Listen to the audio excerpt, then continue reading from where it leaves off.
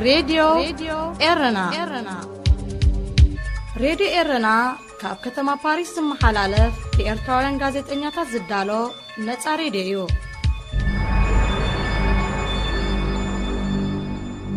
آمانيل جرماية سلام بساتلايت إنترنتن حتير معبلن تكتاتلونا زخبركم سمعتي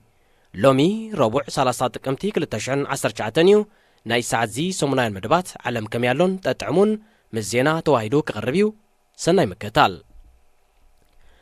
إرترا أب 10 عامتات 31 شح تمهارو بديجرين دبلومن كم زمرغت دكتور هايلم حسون قليسو بلجيوم نا بريطانيا كسغروز فتنو تحت عدم قلعو زركبوم لعلي 10 إرتراوان تغيدوم كايرو أب كاتري UNHCR أب استقايدة سلامو سلفي بمستافوم تأثيروم تسنحو 5 إرتراوان تفتحهم يمن كلتا منيسترات فتنا غطلت تغيدلهم راديو إيرنا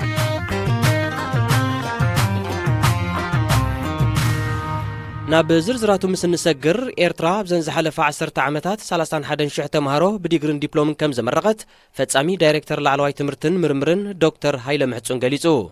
قبل علزي 584 تمهارو بناي دحر مرغات تمرتين وصا هاجرات كم استلاقو حبيرو نسو نزحبره اب سوان زركبو ابالا 33 زوريا نلعلواي تمرتن غعزون بزملكت ب10 شعات تقمتي سمينار اب زكايدلو مخانو غازيتا حداس إيرترا تقيسا بمسرت نسو زهابو مغلصي اب 2004 زتفلاليا كوليجات مخفات نتي يونيفرسيتي اسمرات انقدو زنبرت ازي وسن قطري كب مبال سفح عدلات مفتار بستوسد سقمتي ابزي 10 عامتات 31 شح تمهارو وننت ديجرين دبلومن كوينو مالو ازمال الدما كابزن دحر معصاو اسمرا يونيفرسيتي كابز تغفتا كوليجات عمتاوي بغمغم لعلي 3 شح تمهارو بديجرين دبلومن تمريقو مالتيو يخون امبر دكتور هايلم حسون بزحيز تمرقو تمهارون تزيكوينو زوننو بقعتن نامويا توافيروم زبركتو غدن ايتقسن اب لعلزي كندي كابزوم ابزي 10 عامتات تمرقو 31 شح تمهارو ناب سدت امريحمون اينصرن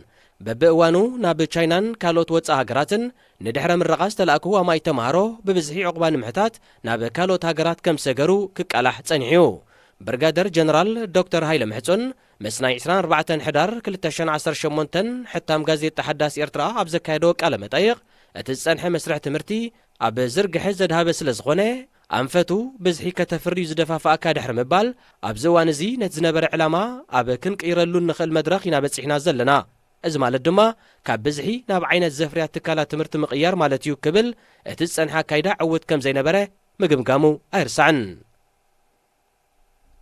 اب بلجيوم زوبا انتوارب نا بريطانيا كسغروز تبغسيوم زتبالو 28 سبات اب قيدي كم زاتو ذا براسلس تايمز غليصا اتوم 10 زيغاتات إيرترا كونو كلو 10 حد دما زيغنتهم زيتحبره تحت عدم قوليوم اتوم استرفو زيغاتا السودان اثيوبيان مخانوم بوليس زوبا املكيتو كاب زتفلاليا هاجرات اوروبا زوحزو إيرتراوያን زركبوم سدتنياتات بودبات فرنسان بلجيوم نابيلوم اب ناي صعنت مكاين تحبيوم نا بريطانيا كسغرو كم زفتنو زفلتيو اب زحل فقنيات بتمساساليا جباب نا بريطانيا سغرو إيرتراوያን تحت عدم قولعو غدايوم اب تاغر ازرارابي منبارو يذكر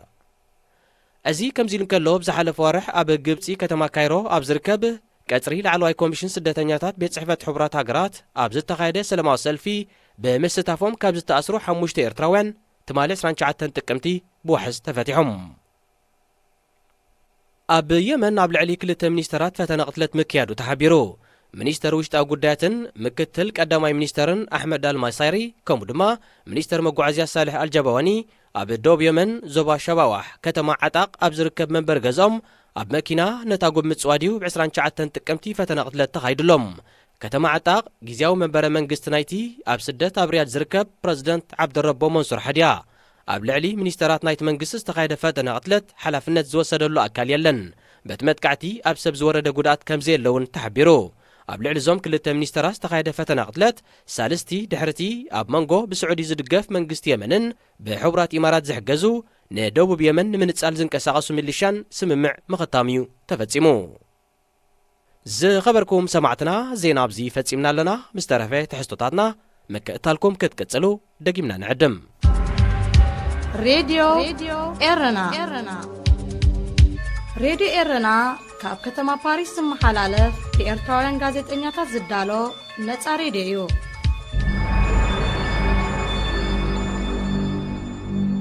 داغماي سلامتنا تقبلوا زخبركم سمعتنا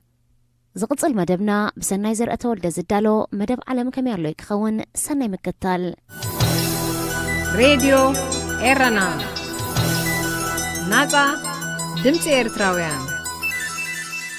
كان فيسبوك زأمسلا محبروان معكنات ننوح زبلا حلوفن كساب حجن كم تأقى حبرتساب عالم ترايك والسداء سنحنين لومو مجن إذن معكنات زيئة بفلايكا فيسبوك أمبر دخان سبزتك نجر اللواي زبل كبرت حتوتات إيمت الله سبات كرخبو كزراربو قات كرائيو دستو من حزناتو من كما قالو عدل زهبيو زتبهله بايتا فيسبوك بنت أرزتهاك أنا اللو علاماتات مزنبع حسابات مكفافلي سباتن من الدري مسارحن قوينو أبز ساعات زي سبات ولونا بحد حسابات كلو كم زي سامو عزقبر واج مبها المسمار كوين اللوز بلا تبامتا يبزحلو لومي سمور سنيت زسسن حسابات عبيو عوض زقونات صف عدل كهبز نبرو فيسبوك ننوح زبلا اوانات ابتنعم الزناق عيشة نخد رايشون كل الكبل لحرم تنحو افتم معنا ونتباتيو يركب إذا كنا تعتزي اب سيبيلاوي محبرون بوليتيكاون مدايات هزبتات علم قالوتاوي وتسيت يسعب كم زلون يكم كمالو بزخ ايو إذن سبات كندز سرعم يزرقوم يزلو زبل تعزبتي انت تتقبر الليد ازحايش زبل وصان حتون حسواتن ابتم نتمعكن زفتقرون اتمعكن كخطلو زلو بوليسي زكتاتلون وغنات دقاقيمو كملالس إيرقا عالية النت صوتاوي أدلوتات دنقرات حساسباتات زعزز كونتات بوليتيكا هايمانوتن كالوتن نمكففال أهزاب زعدمو نتبتاتن ኣብ ፌስቡክ ረኺቦሞ ዘለዉ መጓሃር ዕድል ከቢድ ጥንቃቐ ዘድልዮ ነንኣሽቱ ነዃላት ጥራዩ ዝፍጠር ዘሎ ክበሃለሉ ዝጸንሐ ኣብ በጋጋስን ሕማቕ ንቕሎን ሓሳባት ዘገም እናበለ ስርሑ ኸዓ እናሰርሐ ንዕንወት ንዝርጋን ንጽልእን ምክፍፋልን የግፍሕን ይዕብል ምህላው ዘይተሓሳስብ ኣይኮነን እዚ ሓቅታት እዚ ከም ቻይና ዝኣመሰላ ሃገራት ንረብሓታተንን ምልከንን ክብላ ንኢንተርኔት ከዓጽዎን ክቆጻጸሮን ይፍትና ምዃነን ከኣ ነዚ ክግለጽ ዝጸንሐ ነጥብታት ኣብ ርእሲ ዘላታ ተወሰኸታ ይኾኖ እምበር ከመዕናዊ ነገር ርኤኖ እየን እሞ ጉድኣቱ ፈሊጠንን ኣደብ ዘትሕዝኦ ዘለዋ ዝብል ምኽኒት ክወሃቦ ፈጺሙ ዝግባእ ኣይኮነን ኣብ ዝሓለፈ ዓመት ኤውሮጳዊ ሕብረት መሰል ብሕትውና ኢንተርኔት ዝምልከት ሓደ ሕጊ ኣጽይዑ ነይሩ ኣባላት ሃገራት ግን ነቲ ሕቶታት ክቆጻጸራ ነቲ ናይ ጽልኢ ዘረባታት ከኣልያ ናይ ሓቅን ናይ ሓሶትን ወረታት ፈላለየን ክሕዛ ጠሪሸን ኣይክእላን ዘለዋ ከም ቻይና ሃገራት ኤውሮጳውን ነዚ ኣብ ሲቪላዊ ማሕበራዊ ፖለቲካዊ መዳያት ሸፊኑ ሰባት ኣብ ምርኻብ ዝነጥፍ ዘሎ ማዕከናት ዋንነቱ ካብ ብሕቲ ናብ መንግስታዊ ገጹ ክኸይዳ ኣለዎ ናብ ዝብል መደምደምታ ክኸዳ ይኽእላየን እዚ ንሞራላዊ ኣካይዳ ሰባት ማእከል ገይሩ ዝረስን ዘሎ ወሳኒ ነጥብታት ከም ቻይና ሃገራት ኤውሮጳን ካልኦትን ኣብ ኣሜሪካውን ገለ ጽገናታት ዝሓቆፈ ለውጥታት ክግበረሉ ይግባእ ዝብል ሓሳባት ካብ ደረጃ ውልቀ ሰባት ክሳብ ኣባላት ኮንግረስ ሃገር ዝሰላስልዎ ዘለዉ ነገር ካብ ዝኸውን ሓያለ ኮይኑሎ ኣብ ቻይና ኩሉቲ ሰልፊ ኮሙኒስት ዘይደልዮ ናይ ጽልእኒ ሓሶትን ዘረባን ዜናን ዝብሎ ንመስርዕ ሕብረተሰብ ከኣ ዝብትን ኢሉ ዝሓስቦ መስመራት ቴክኖሎጂን ኢንተርኔትን ለኪቱ ናቱን ንዕኡን ዝጥዕም መስመር ከም ዝኽፈት እዩ ተገይሩ ዘሎ ገለ ካብቲ ሰልፊ ኮሙኒዝም ዝጸልኦ ዘሎ ነጥብታት ትምክሕትታት ብፍላይ ከኣ ምስ ሃይማኖት ካብኡ ናብኡ ናብ ምስልምና ገጹ ዝደናገጽ ኣጠማምታ ፈጺሙ ዕድል ከም ዝኽላእ እዩ ዝግበር ዘሎ ኣብዚ ሕጂ እዋን 1 ሚልዮን ዝኾኑ ቻይናውያን ኣመንቲ ምስልምና ኣብቲ ዳግመ ትምህርቲ ዝብል መደብ ኣተምዮም ተታሒዞም ዘለዉ እዚ ዘባህርር ሕማቕን ዓማፅን ኣተሓሕዛ ኸኣ ከምቲ ኣብ ቴሌቪዥን ቻይና ጠሪሱ ከም ዘይርአ ዝግበር ዘሎ ጥበባት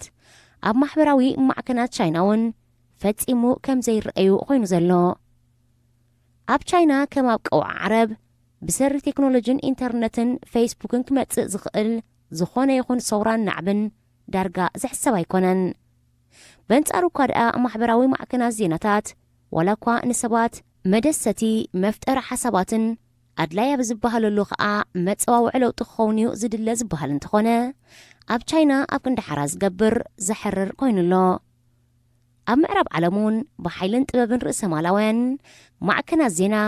መዋዓውዒ ዋኒናትን ንግድን ናብ ምዃንዩ ዘዘንብል ዘሎ ቻይና ንካብ ማሕበራዊ ማዕከናት ዜና ትረኽቦ ሓበሬታታት ንምንታይ ትጥቀመሉ ላሪኢኻ ኣብ ምዕራብ ጉግልን ኣማዞንን ንሓበሬታ ሰባት ይብለጽ ኣለዋ ዝብል ክስታት ዳርጋ ትርጉም ዘይብሉ ጌርካ ክትወስዶ ዘገድድ ምዃኑ ይግለጽ ቻይና ንዝረኸበቶ ሓበሬታ ትጥቀመሉን ትብለጸሉን ጥራይ ዘይኮነት ኣንጻራ ቀኒዑ ንዝበለቶ ኩሉ ኣዝዩ ከቢድ መቕጻዕቲ ተወርደሉ ሜላ ጌርያ ትጥቀመሉ ዘላ ንትምህርቲ ጥዕና ስራሕ ንሓራ ኣተሓሳስባን ካልእን ዝተኸፍተ ባይታ መዝሚስካ ናብ ካልእን ዕላምኡ ዘይነበረን ኣንፈት ዝጥምስስ ፖሊሲ ግናይ ፖሊሲ ክበሃል ዝግባእ እንተኾይኑ ከዓ ኣብ ከምዚ ናይ ቻይና ዝኣመሰለ ኣተሓዛዮ እቲ ሎሚ ንፌስቡክ ዝምልከት ኣዝዩ ዘዘራርብ ዘሎ ነጥብታት ዝያዳ ካልኦት ሃገራት ከቢድን ዘተሓሳስብን ዝኸውን ፌስቡክን ኣሜሪካን ኢልካ ክሕሰብ ከለዮ ተራ ኣሜሪካ ኣብ ዓለም ብቁጠባን ፖለቲካን እንታይ ምዃኑ ንማንም ብሩህ ነገር እዩ ሎሚ ኣሜሪካ ኣብ ፌስቡክ ብመንገዲ ተሓጋጋ ኣካላ ዝኾነ ኮንግረስ ክትወስዶ ትኽእል ዝኾነ ይኹን ውሳኔ ኣብ ነብሳ ዘይሕፀርን ንምልእቲ ዓለም ክጸሉ ዝኽእልን እዩ እስከ ዝኸበርኩም ተዓዘብቲ ነዚ ሕጂ ንሞራላዊ ኣጠማምታ ማሕበራውያን ማዕከናት ብፍላይ ከዓ ንፌስቡክ ኣመልኪትና ዘልዓልናዮ ሓሳብ ቅድሚ ገለ ግዜ እቲ ቴክኖሎጅን ዝተኻየደ ርክብን ምልውዋጥ ሓሳብን ንድሕሪት ምልሲልና ክንርኢ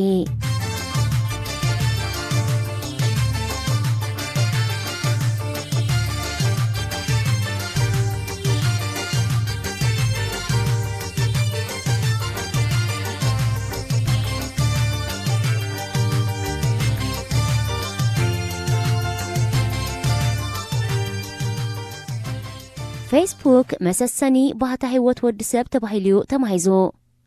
ብዘይካቲ ብፈጠርቱ ክህቀን ዝኽእል ኣዋኒንን ረብሓታቱን ክገብሮ ዝኽእሉ ጥበባት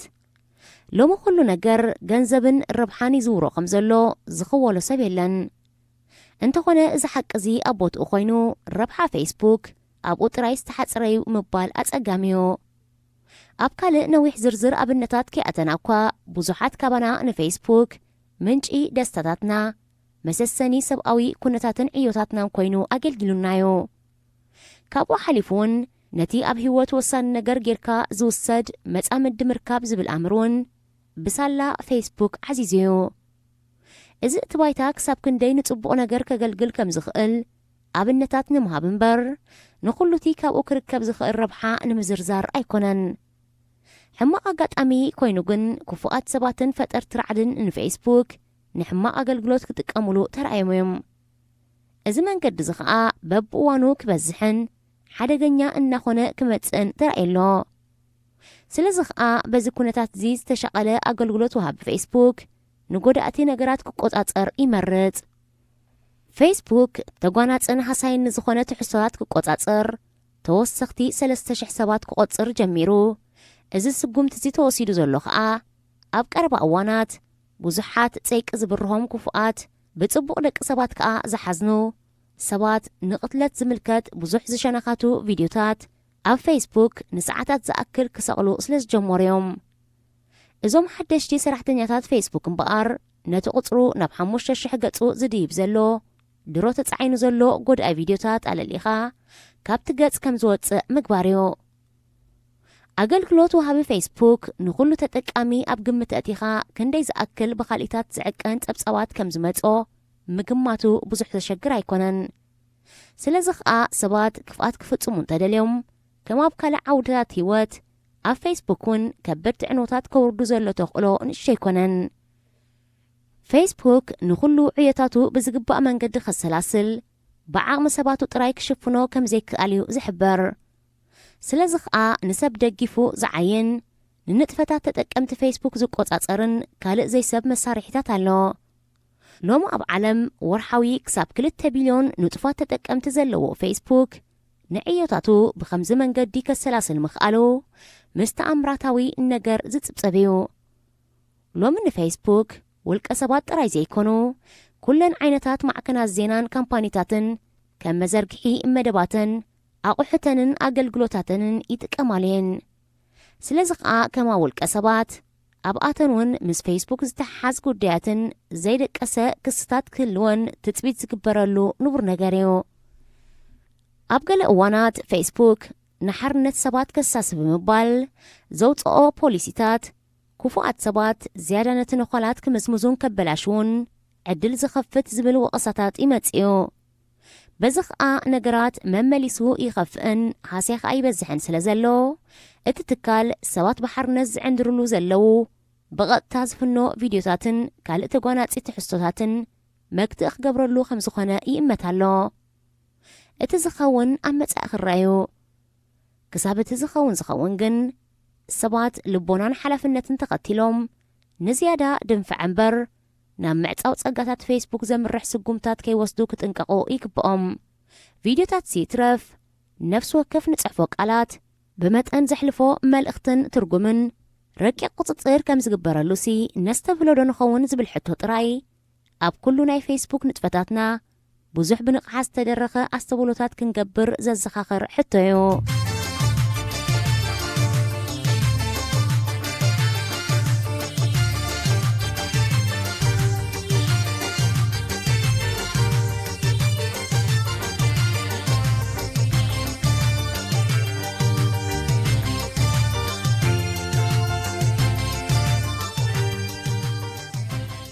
ንገለ ውርያት ሰባት ኣብ ፌስቡክ ክንጽሕፎም ከለና ብመጠን ዕቤቶም ፌስቡክ ጥቡቕ ቁፅፅር ይገብረልናዮ እዚ ዘርእዮ ነገር እንተሎ ንጽሕፎን ንልጥፎን ጽሑፋትን ንጽዕኖ ኣሰኣልን ቪድዮታትን ዝጭበጥ ክሃስ ዝኽእል ሓደጋ ምዃኑን ዘይምዃኑን ይፍለጥን መቆጻጸሪ ይግበረሉን እዩ ክሳብ ሓቅታት ዝጻረ ኸኣ ብንፈልጦን ዘይንፈልጦን መንገዲ ኣብ ትሕቲ ከቢድ ቁፅፅር ክንኣቱ ከም እንኽእል ምግንዛብ ልቦናዮ ብፌስቡክ ወርድ ዝኽእል ሓደጋታት ብዓበይቲ ሰባትን ከም ፖለቲካ ዝኣመሰሉ ዓበይቲ ኣርእስታትን ጥራይ ኣይኮነን ቆልዑ ንርእሶም ንሓድሕዶም ክተሃሳሰዩ ወይ ጽዩፍ ኣሳኣል ክሰቕሉን ክለዋወጡን ስለ ዝኽእሉ ምግማቱ ዘሸግር ዕንወት ከውርዱ ተኽእሎታት ከም ዘለዮም ክኢላታት ዝሕብሩ ከምቲ ኣቐዲምና ዝገለጽናዮ ግን ኩሉ ሕለኽለኻት ፌስቡክ ሰባት ዓበይቲ ይኹኑ ንኣሽቱ ብዘይገድስ ባሕርነትን ብውሑስ መንገድታትን ከም ዝጓዓዙ ኣብ ምግባር ኣብ ዝግበር ጻዕርታት ዝተኣስረዩ ንዓሻን ለባምን ማዕረ ባይታ ሂቡ ማዕረቲ ልቢ ዘረስርስ ለባም ልሳናት ሰባት እዝንኻ ዝኹርክሕ ለውላውን ወልፋስን መልሓሳት ምህላው ካብቲ ዝሓመቐ ሸነኻት ፌስቡክ እዩ ኩሉ ስለ ዝተዛረበ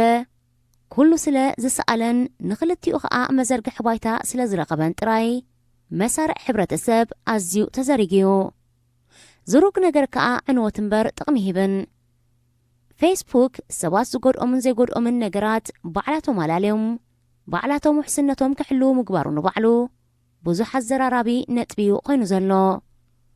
ሎሚ ኣብ ፍቕዶ ዝዓለም ዝካየድ ዘሎ ግብረ ሽብራዊ መጥቃዕትታት ብገለ መልክዑ ኣብ ማሕበራዊ ማዕከናት ዜና ዝበቆል ግናይ ነገር ምዃኑን ንዕኡ ኣጻርዩ ብኣግኡ ኣመታቱ ክልለይ ዘይምኽኣሉ ንኣብነት ከም ዝዓበየ ድኻም ፌስቡክ ትዊተር ዋትስኣፕን ቴሌግራምን ጌርካ ይውሰዳሎ ቴክኖሎጅን ሓደጋታቱን ዝብልኹም እዚዩ ብሰናይ ዘርእተ ወልደ ዝዳሎ መደብ ዓለም ከመይ ኣሎ ኣብዚ ይዛዘም ዝመጽእ ሰሙን ብኻልእ ትሕዝቶ ክሳብ ንረኸብ ሰናይ ቅነ እዚ ትከታተልዎ ዘለኹም ካብ ከተማ ፓሪስ ብቐጥታ ዝፍኖ ድምፂ ሬድዮ ረና እዩ ቀጺሉ ተዳልዩ ዘሎ ትሕዝቶና ብተስፊት ዮሃንስ ካብ ዓዲ እንግሊዝ እናተዳለወ ዝቐርብ ሰሙናዊ መደብ ጠጥዕሙ እዩ ቅድሚኡ ግና ንምዝኻሩ ቀንዲ ነጥብታት ዜና ከስማዕኩም ኤርትራ ኣብ ዘን ዝሓለፋ 10 ዓመታት 31,000 ተምሃሮ ብዲግሪን ዲፕሎምን ከም ዘመረቐት ፈጻሚ ዳይሬክተር ላዕለዋይ ትምህርትን ምርምርን ዶክተር ሃይለ ምሕጹን ገሊጹ ኣብ ልዕሊ እዚ 584 ብናይ ድሕረ ምረቓ ትምህርቲ ንወፃኢ ሃገራት ከም ዝተላእኩ ሓቢሩ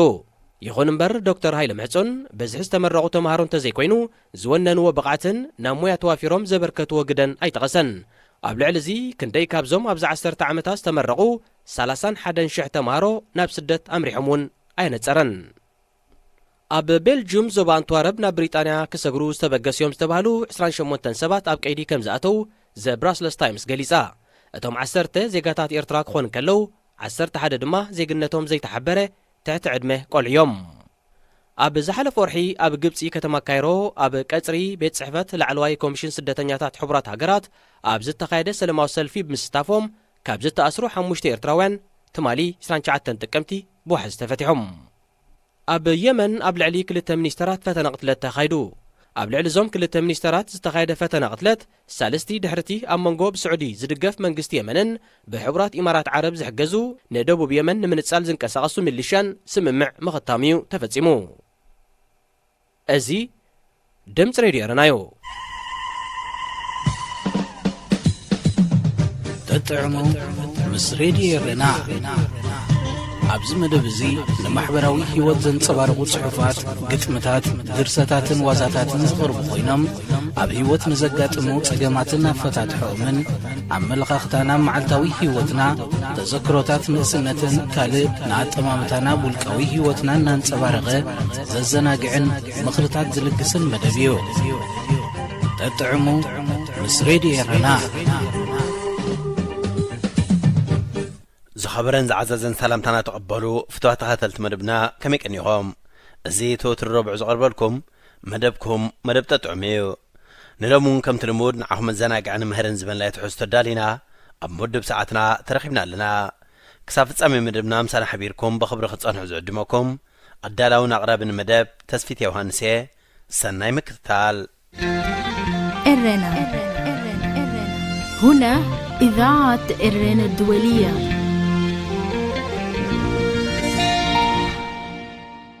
ሰባት ብባህሪና ሓተት ስለ ዝኾንና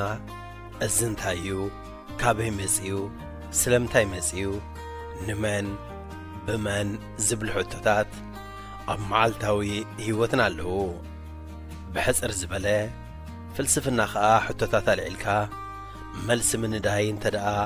ዘይንግረምን ዘይንድነቕን ኮይና ዝኾነ ጽባቐ ኣይነስተማቕርን ኢና። ዘይነስተማቕር እንተ ደኣ ኮይና ኸዓ ብተዘዋዋሪ ምንባር ኣቋሪጽና ኣለና ማለት እዩ። ንገረም እስከ ንደነቕ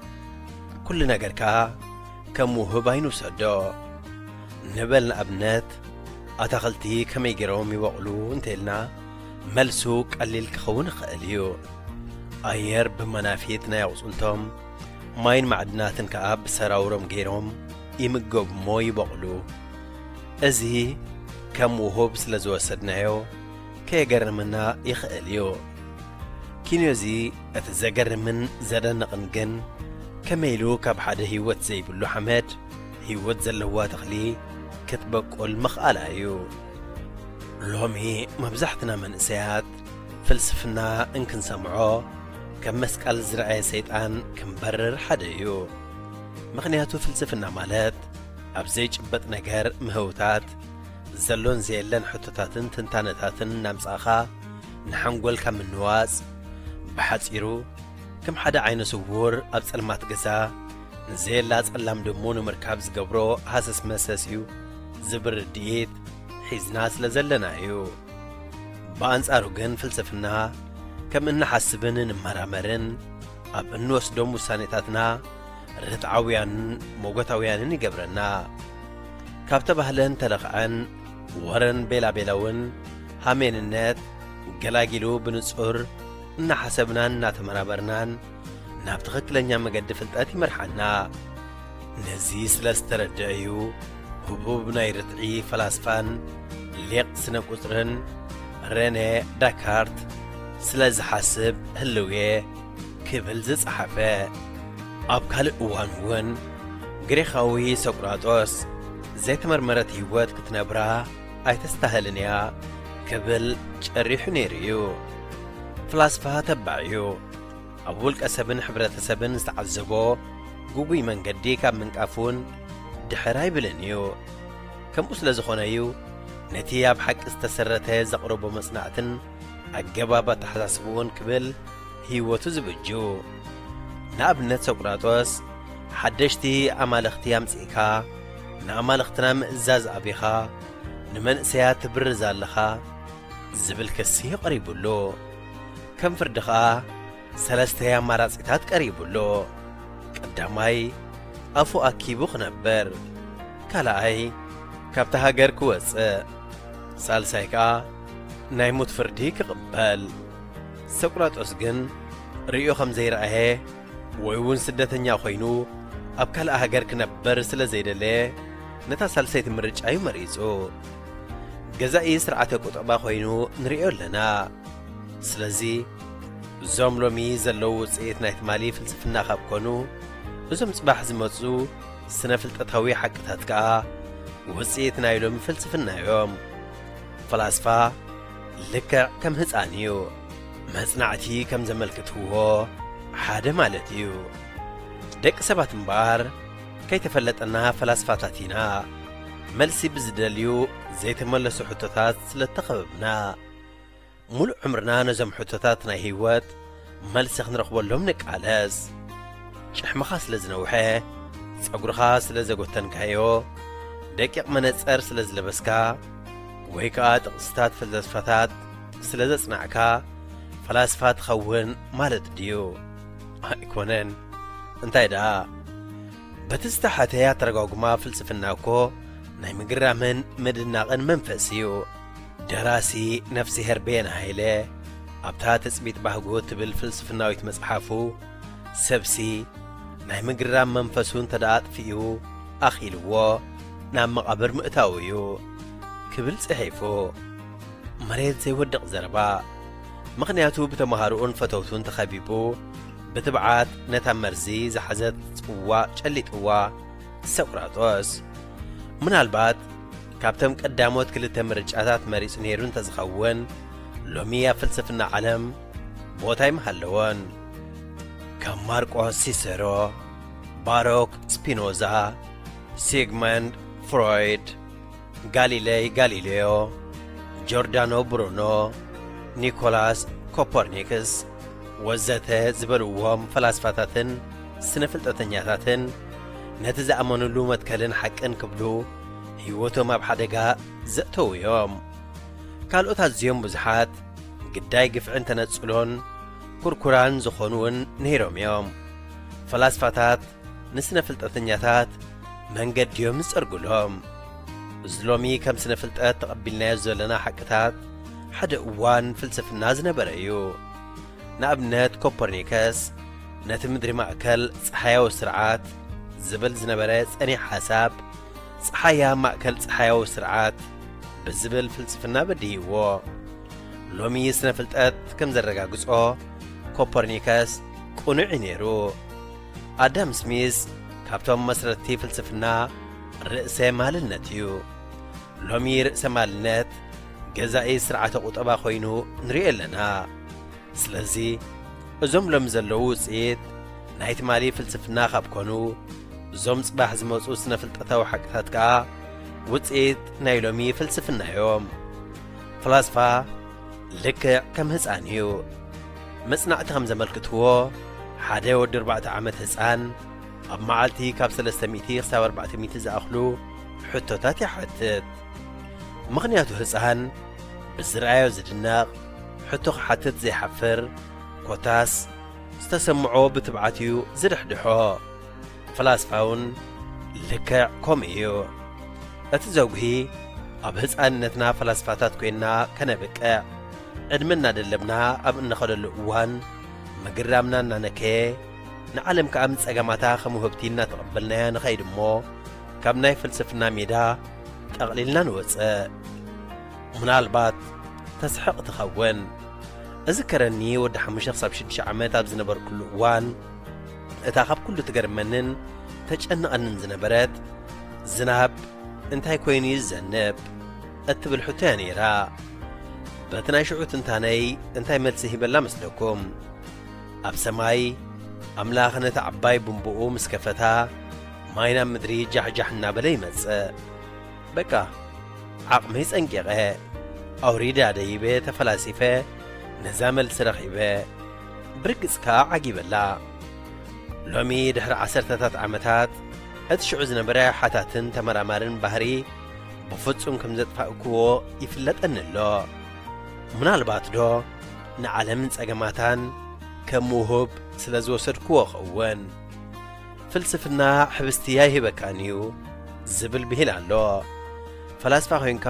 ترخبو أتاو خوني درار إلا تيلان سقراطوس زغل خب ጫፍ ናብ ጫፍ أتينس النازوري من إسياتن عبيتن كمهر كله زخنة كفليت يحتت نبران نبرؤون كم كلهم دحري إزمات وفلاسفاتات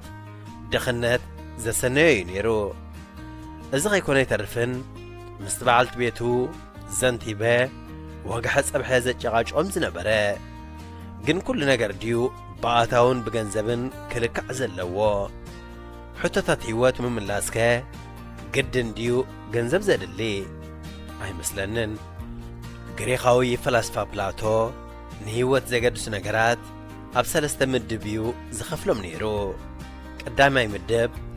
بحرياويانن أقدسن أبتحت زمدب مقبي مسألة لسدرابيت أعروخ فلسفنا يتغاللو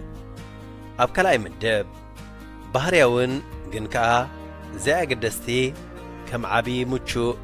جزا سجا عسا أقلقل تباروت وزت يركبو أبسال ساي مدب زي بحرياونن زي أقدسن أبزخاء زنا حيلي جنزبي تغللو سلازي يبلو موبلاتو كاب زي بحرياون أقداسنت زي بلون بسبب سمح زي جنزب أتا أقداسن تفطر زعبنان فلسفنا يبلز كبلي دمدم سلازي من سيات نفلسفنا ينفرحيو نقربو نفكرو كم زخون عودين نرأيو أبو تمساتنا نحدر أب كل جاتنا ون تمرت فلسفنا كم حبراو تمرتي لك كم سنة قمم سنة حبرة ساب سنة لبونا مبقتاوي سرعة كمبيوتر وزتين تنمهارو كندي سناي مخوني بل صحافي إيوبيل تدروس منشي رزنة سعدا فرس راديو إرنا راديو إرنا كاب كتما باريس محلالف لإرتوارن غازت إنياتا زدالو نتسا راديو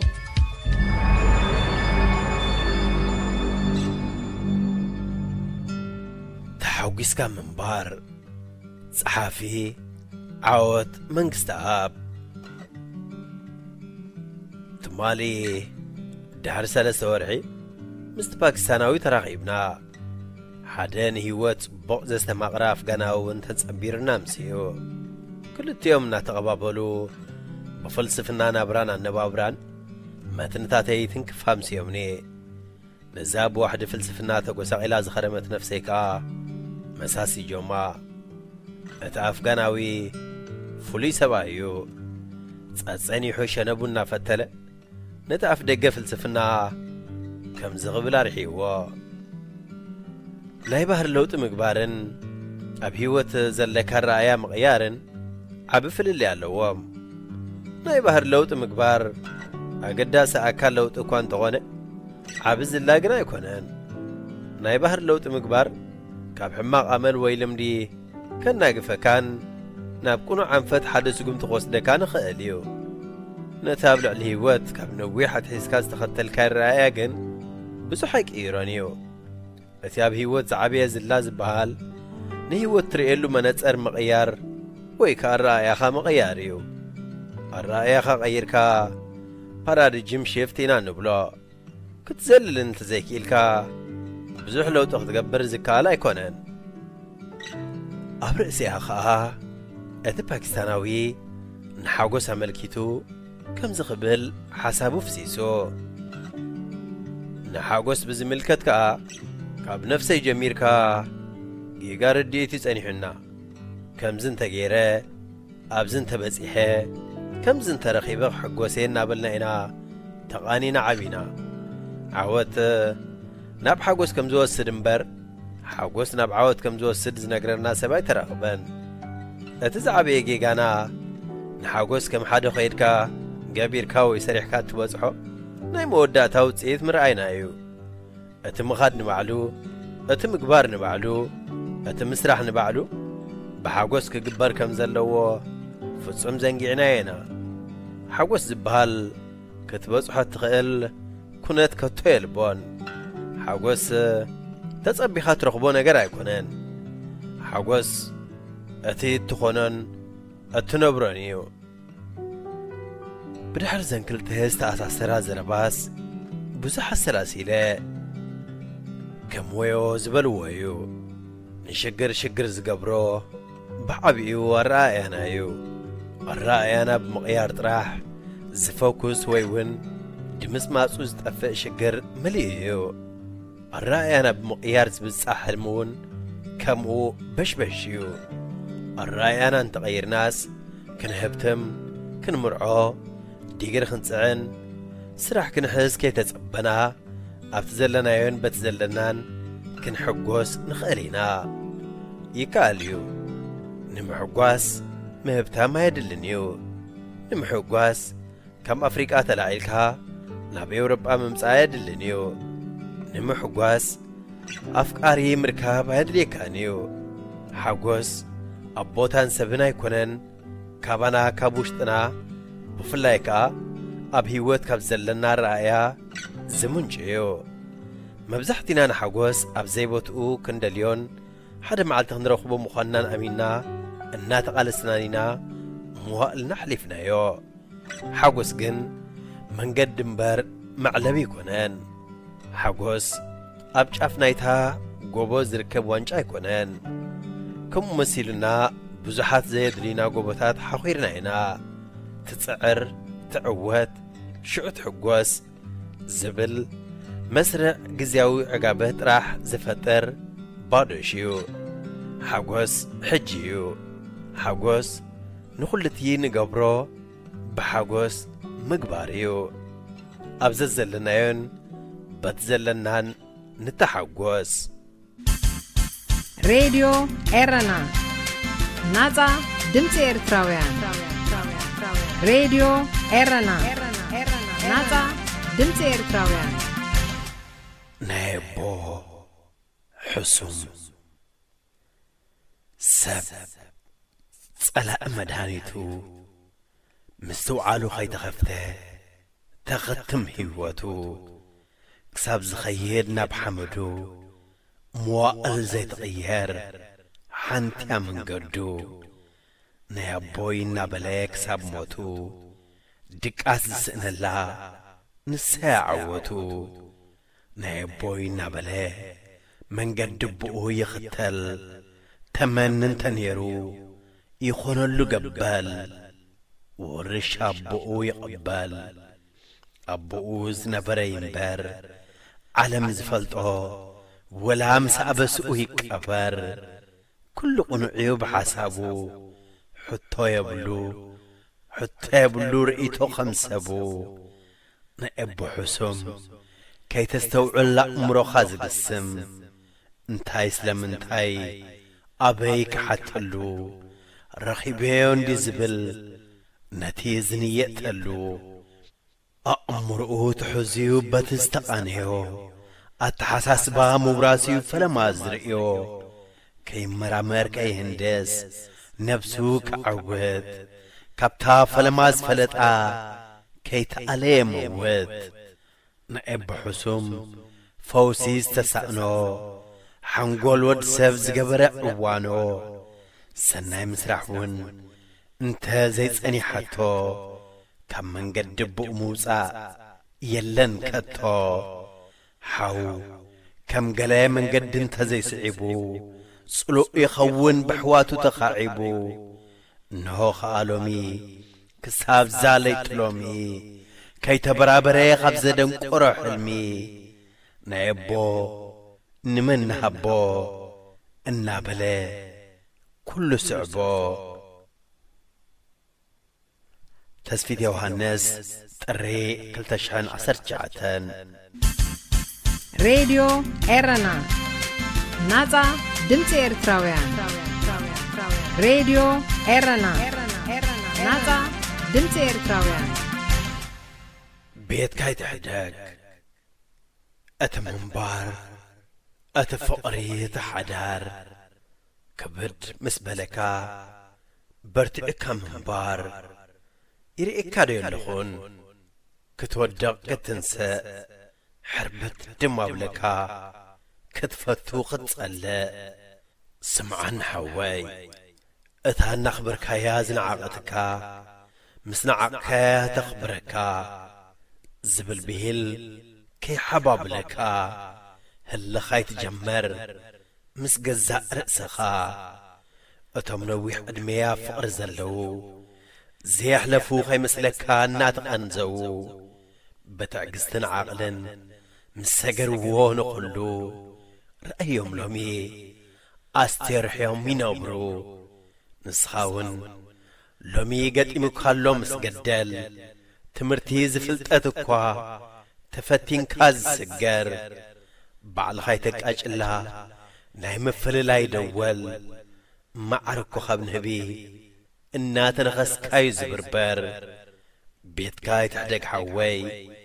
وتم مسنجلة بمسنجلة ياتكا إنا بلو زوجها قبلك أمنني سبنبر فقري بخالق نيتكا أي تقلب اللوم نفس خان من مرساح زقدريج أنا فراي تبزح كي قدك دحر نفس خان موسى كابتشنك أتكتهدم بوتا خي تحدق بزح زمني ترفكاخ انقاد بوتا خي تحدق اللوم نتهم زساورو شوعتهم عموق فقرخا خي كبرو مستياتنا تكايو كواتريو زلخا سنيف كاون تخونا بتعازخا ولا سكيت سنف نسات سنفكا نفاس سدت برتعكو كاب نفاس برخا زبلكات راي سمعني ناي لبخا تسمعكا بوتا خي تحدق تملس جزاخا نزاقت ميز العخلنا نايوتر تساتف مدبنا رزنا يزعد فرس أزينا نمسجن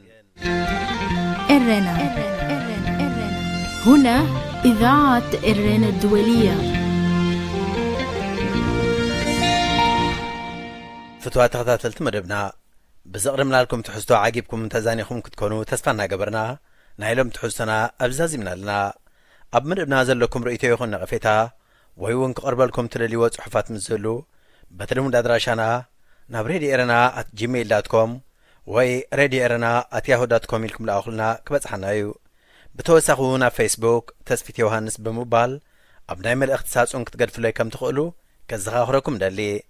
بسترفه بزمس ربوع أبتا مساسال ساعتين بستفليت حسن كسابن الراخب تطعمو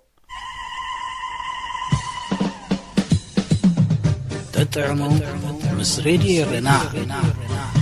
عبز مدبزي لمحبراوي هيوت زنصبارقو صحفات قطمتات درساتاتن وازاتاتن زغربو خوينم اب هيوت نزغاطمو صقماتنا فتاتحومن املخختانا معلتاوي هيوتنا تذكروتات مسنتن كالي ناطمامتانا بولقاوي هيوتنا نانصبارقه ززناغعن مخرتات زلقسن مدبيو تطعمو مس راديو رنا زخبركم سمعتنا زينان حفشاو تحستونان أبزي تزازيمولو سلامكتالكم دقيمنا نمسجن باريس كاب زركب قوام استوديونا مساقاتكم تسانحكو أمانيل قرمايه سلام